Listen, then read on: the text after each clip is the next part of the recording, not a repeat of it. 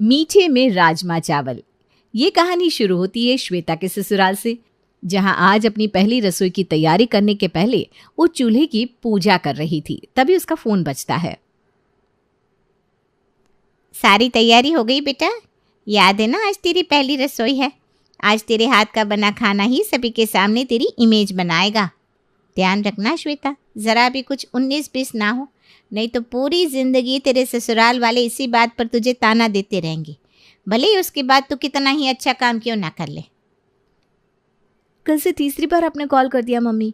आप फिक्र मत कीजिए, मैं ऐसा खाना बनाऊंगी कि सभी के सभी मेरे हाथ के खाने की दीवानी हो जाएंगी। देख लेना मम्मी। अच्छा तो बनाना बेटा, पर ज़्यादा मत बनाना। पता चला कि ये लोग हर रोज़ मेहमानों को बुला बुला कर बिठाने लगे और तुझे सबका खाना बनाना पड़ गया। समझ गई मम्मी, अच्छा खाना बनाना है पर कम क्वांटिटी में, जिससे सबका दिल भी जीत लूँ और किचन के खाने का प्रेशर भी मुझ पर ना आए। और मैगज़ीन में पढ़ पढ़ कर श्वेता सभी के लिए खाना बनाती है। मेरे ट्राइड एंड टेस्टेड राजमा चावल, इसे खाकर अगर प्रेम जी के घर वाले मेरे हाथ चूमने पर मजबूर ना हो गए तो मेरा नाम भी श्वेता नहीं। श्वेता बाहर जाकर सभी के लिए खाना परोसती है और एक तरफ खड़ी हो जाती है। पता नहीं कैसा खाना बनाया है भाभी। आज 2 साल में पहली बार कोई मुझे खाना परोस रहा है। जैसा भी होगा मेरे लिए तो बहुत अच्छा होगा, तो घबरा मत। पर जैसे ही सभी एक एक करके राजमा चावल खाना शुरू करते हैं, सभी का मुंह बनता जाता है। ये तूने क्या बनाया है बहू? और भी है क्या? ओहो, आपको और खाना था मम्मी जी? मैंने तो इतना ही बनाया है। वो क्या है ना, मैंने कभी मायके में काम नहीं किया तो मुझे आदत नहीं है। ऊपर से मम्मी कहती है इतना ही तो थाली में कि व्यर्थ ना जाए नाली में। तो बचने की टेंशन ही ना रहे, इसलिए मैंने अपने हिसाब से कम ही बनाया। पर मुझे क्या पता था खाना इतना अच्छा बन जाएगा। वैसे शादी के पहले 2-3 बार मैंने टेस्ट किए थे राजमा चावल बनाकर। ऊपर से आज ना किताब में पढ़कर वक्त लेकर बनाया। प्यार भी तो था इससे मेरा। पर सच कहूँ तो मुझे ना बड़ी घबराहट हो रही थी मम्मी जी कि आप लोगों को पसंद आएगा कि नहीं। पर देखो मेहनत रंग लाई। बड़े बहू, सुबह का नाश्ता बचा है क्या? हाँ पापा जी, आलू दम की सब्जी तो रखी हुई है। बहू तो पराठे सेक कर दम आलू के साथ वही ला दे। भाभी ज़रा सी सब्जी मुझे भी देना, तो इस चावल के साथ सब्जी खा लूँगा। अब मुझे भी दे देना बहू। सभी दम आलू मंगवा रहे हैं, क्या बात है? खाना अच्छा नहीं बनाया क्या? वो बात नहीं है श्वेता, वो क्या है ना, रिया ने इतना अच्छा खाना बना बना कर हम सभी के टेस्ट का स्टैंडर्ड बहुत हाई कर रखा है कि उसे बीट कर पाना इस राजमा चावल के लिए ज़रा मुश्किल हो रहा है। इसे ज़रा नहीं कहते भैया, बहुत अंतर है भाभी के खाने में और श्वेता के बने खाने में। और यहाँ श्वेता का सारा प्लान फेल हो जाता है। कहाँ काम से बचना पड़े इसलिए उसने खाना कम बनाया था, पर यहाँ तो उसका बनाया हुआ सारा का सारा खाना वैसा का वैसा ही बच जाता है। बहू, खाना झूठा नहीं हुआ है, तू इसे रसोई में ले जा और मन छोटा मत करना। अपनी जेठानी से सीख लेना धीरे धीरे खाना बनाना है। और इसी तरह अपने बनाए खराब खाने के लिए ताना सुनते सुनते श्वेता के अपने ससुराल में 15 दिन बीत जाते हैं। और एक सुबह सुमन की सहेलियां उससे मिलने आती हैं। अब तू ये नहीं कह सकती वृंदा कि तुम मुझसे मिलने आई हो। ये क्या है कि तू ये देखने आई है कि मैं तेरी बेटी को ना करने के बाद मैं अपने प्रेम के लिए कैसी लड़की लेकर आई हूँ, है ना? झूठ तो नहीं बोलूँगी सुमन, मैं तो यहाँ तेरी बड़ी बहू के हाथ का खाना खाने आई हूँ। अरे तो इतनी बड़ी होने के बाद भी मेरी बहू के हाथ का खाना खाने आई है। वो कहते ना सुमन, पेट के आगे सब कुछ माफ़ करना पड़ता है। नमस्ते आंटी जी, जैसे आपने जेठानी जी के हाथ का खाना खाया और उससे पसंद किया, तो वैसा ही मौका मुझे भी देकर देखिए। हो सकता है अगली बार आप मेरे हाथ का बना खाना खाने आए। और इन 15 दिन में खाने को लेकर ताने सुनने के बाद अब श्वेता खाने का ट्रायल अपनी सास की सहेली पर करती है और खाना बनाकर बाहर उनके सामने परोसती है, जिसे खाती ही वृंदा कहती है, तुझे अगर मुझे जाने को कहना था तो मुंह पर कह देती सुमन। इस तरह ऐसा खाना बनवा कर परोसने की क्या ज़रूरत थी? जा रही हूँ मैं। मेरी बेटे को मना किया था ना तूने, क्योंकि इसी बहू के हाथ का खाना तेरे नसीब में था। अपने खाने की इतनी बेइज्जती सुनने के बाद श्वेता अपने कमरे में जाकर चुपचाप बैठ जाती है। हद होती है किसी चीज़ की। जिस दिन से आई हूँ सब बस मेरे बनाए खाने की बेइज्जती करते जा रहे हैं और खाना बनाने के बदले घर की बाकी सारी ड्यूटी मुझ पर थोप दी गई है। झाड़ू पोछा बर्तन कपड़े कम होते क्या? उससे अच्छा मैं एक बार में खाना ही बना लेती। तभी श्वेता को हॉल से अपने ससुर की आवाज़ सुनाई देती है। अब तो हमारे स्नेहा के पराये होने का वक्त आ गया सुमन जी। आज मेरे पुराने दोस्त विमल से मुलाकात हुई, बात तो लगभग पूरी हो गई है। बस अब वो स्नेहा को देखने आएंगे। बड़ी बहू देख, अब तुझे ही सब कुछ संभालना है। हाँ भाभी, हमारी इकलौती बहन की शादी की बात है, कोई प्रॉब्लम नहीं होनी चाहिए। ऐसे भी हमारी रसोई आप ही संभालती है, पर कल ज़रा और ध्यान रखिएगा। हाँ, आप सब निश्चिंत हो जाइए, सब हो जाएगा। और फिर पूरा परिवार लड़के वालों के आने की तैयारियों में लग जाता है और विमल जी का परिवार विनोद के घर पहुंच जाता है। आइए आइए अंकल जी, हम सब आप ही का इंतज़ार कर रहे थे। मुझे तो आना ही था बहू, अपने दोस्त से किया वादा जो निभाना था। वैसे घर तो काफ़ी साफ है तेरा विनोद। किसे रखा है तूने साफ सफाई के लिए? हमारे घर भी काम वाले की ज़रूरत है, भिजवा देना। ये सब कुछ दीदी ने किया है अंकल जी।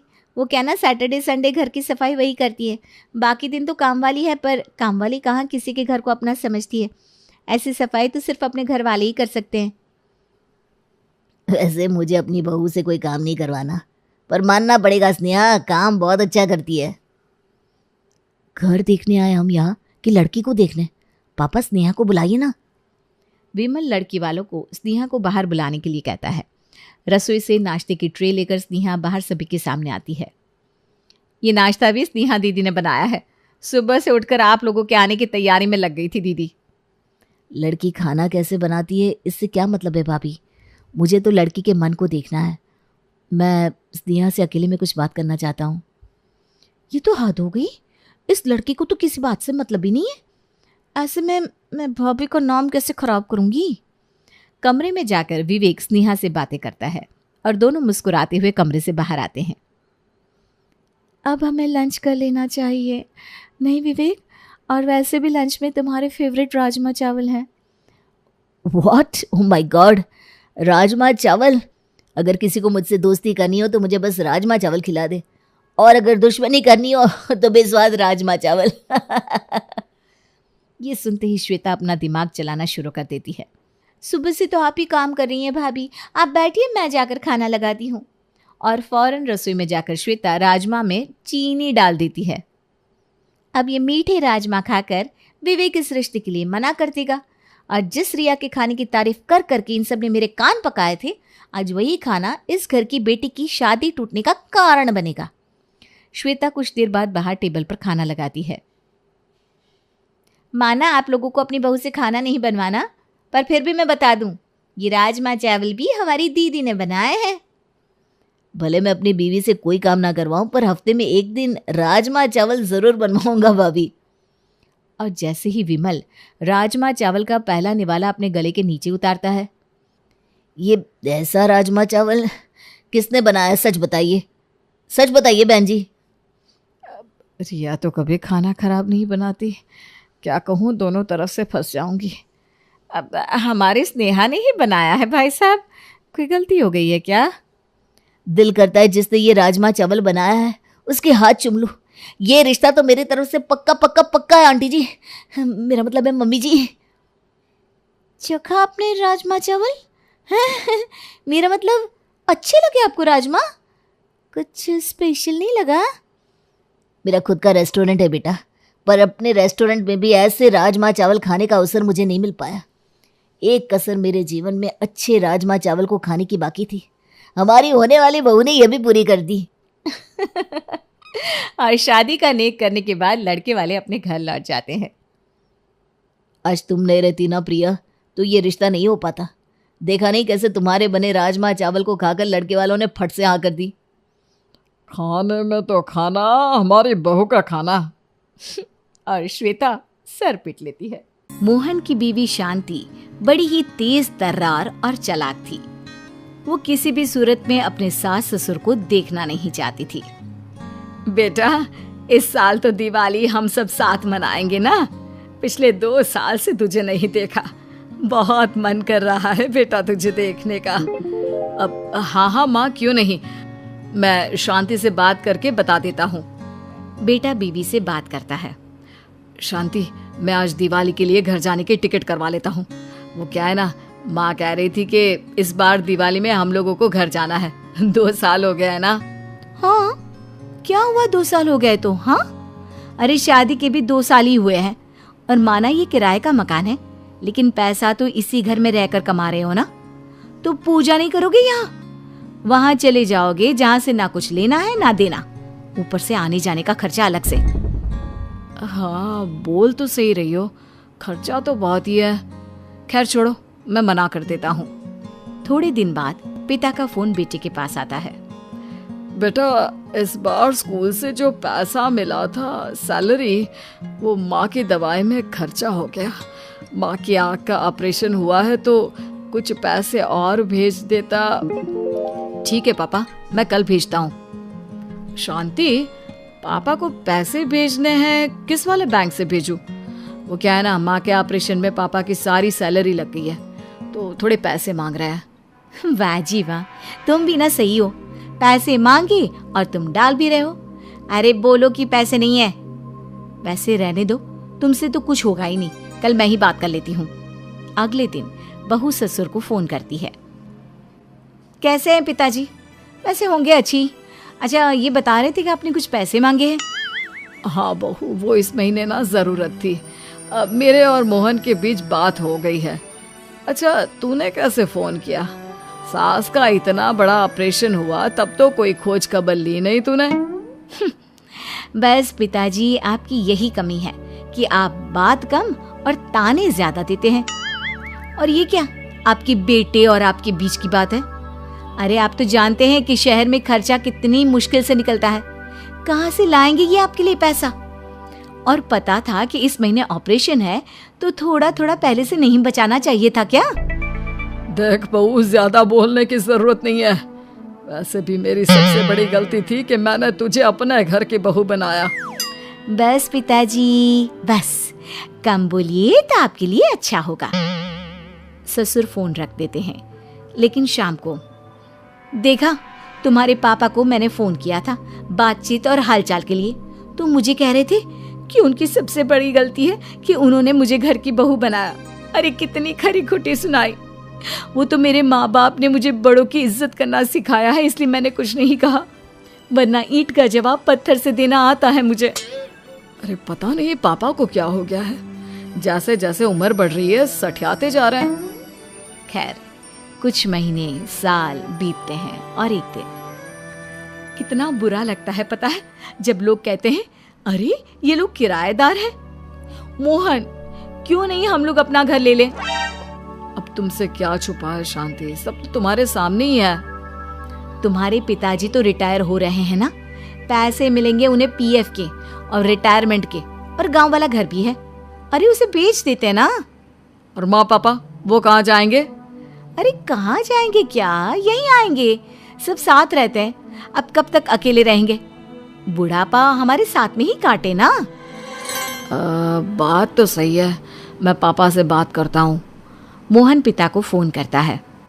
किसी भी हालत में मैं ये मकान नहीं बेचूंगा और ना ही एक भी पैसा दूंगा, और तुम्हारे पास आकर रहने का तो सवाल ही नहीं। तुम लोगों का कोई भरोसा नहीं है। मोहन शांति को सारी बात बताता है। और क्या कह रहे थे वो? वही कि मकान तो उनके मरने के बाद ही बिकेगा और वो तुम्हारे साथ नहीं रह सकते। और वो तो अभी मरने से रहे। खैर चलो, मैं ही बात करती हूँ। मैं तो कहती हूँ मुन्ने का जन्मदिन है, अगले महीने वहीं चलते हैं, वहीं मनाते हैं बच्चे का बर्थडे दादा दादी के पास। मोहन, शांति और उनका बेटा मुन्ना तीनों गांव जाते हैं। सासू माँ, ससुर जी, आपके पोते का जन्मदिन है, आशीर्वाद दीजिए। देखिए, हम लोगों ने जो भूल की है, इसकी सजा इस मासूम को ना दे। हाँ दादा दादी, मैं आप लोगों को बहुत मिस करता हूँ। चलिए ना मेरे साथ वहाँ। सबके दादा दादी साथ में रहते हैं और पार्क में भी आते हैं। आप भी चलिए ना प्लीज। सास ससुर का मन पसीज जाता है और वो लोग बच्चों के साथ शहर चले जाते हैं। शहर जाकर, हम थोड़े दिनों में वापस चले जाएंगे। अरे कैसी बात कर रहे हैं पिताजी? इसका मतलब आपने अभी तक मुझे माफ नहीं किया। हाँ देखिए ना, यहाँ कितना अच्छा लगता है। बहू गर्मा गर्म खाना देती है, मुन्ना सारा दिन मेरे साथ खेलता है और शाम को सोसाइटी में वॉक। थोड़े दिन रुक जाते हैं ना। शाम को बेटा कहता है, चलो जल्दी सब तैयार हो जाओ, हम लोग मंदिर चलते हैं। सभी तैयार होकर जैसे ही कार के पास आते हैं, पिताजी आपकी आगे की सीट है, आप आगे बैठिए। रुकिए मैं दरवाजा खोल देती हूँ। पिताजी को अब शांति पर विश्वास होने लगता है। एक रोज, अब घर घर लगता है। माँ पापा, लग ही नहीं रहा कि मैं कभी बाहर गया भी था। माँ पिता घर की रौनक है। हाँ लेकिन घर अपना होता तो। कोई बात नहीं बेटा, तुम लोगों ने हमें खुश कर दिया। मैंने फैसला कर दिया है कि मैं सारा पैसा और गांव का घर बेचकर यहाँ घर ले लूंगा। बस शांति को तो मन मांगी मुराद मिल गई। ससुर से सारा पैसा लेकर वो लोग घर बना लेते हैं। और फिर एक दिन, बहू आज खाना नहीं बना क्या? भूख लग रही है। शांति कुछ नहीं कहती। अरे शांति, सुन रही हो? भूख लगी है। शांति सास पर जोर से चिल्ला देती है, भूख लगी है तो खा लो बनाकर। अब क्या नौकरानी पाली है जो किसी भी वक्त बनाकर खिलाए? अपनी भी जिंदगी होती है। सास को शांति की बात पर झटका लगता है। अब शांति और मोहन कहीं घूमने भी जाते तो माँ बाप को लेकर नहीं जाते। बेटा काफी दिन हो गए घर पर रह रहकर ऊब हो रही है। अरे तो क्या कर सकते हैं, बाहर कितनी गर्मी है, घर पर ही रहने में भलाई है पिताजी। एक दिन शांति ससुर जी के कमरे का एसी बंद कर देती है। फ्री की बिजली नहीं है जो सारा दिन एसी चलता रहे। अरे लेकिन बहू गर्मी कितनी है, तुम्हारे कमरे का एसी भी तो चल रहा है। वाह जी वाह, बस इसी में रह जाना। मेरे कमरे में छोटा बच्चा है। अरे तो उसे हमारे कमरे में भेज दो ना। नहीं, मैं आप लोगों के पास नहीं आऊंगा, मैं मम्मी के पास रहूंगा। आप लोग गंदे हैं। अब ससुर को याद आता है कि कैसे कैसे करके बेटे और बहू ने उन लोगों से पैसे लेने के लिए अच्छा व्यवहार करने का नाटक किया था। लेकिन कहते हैं ना, अब पछताए होत क्या जब बहू चिड़िया चुग गई खेत। अब एहसास होता है कि हर किसी को अपने बुढ़ापे का सोच कर रखना चाहिए।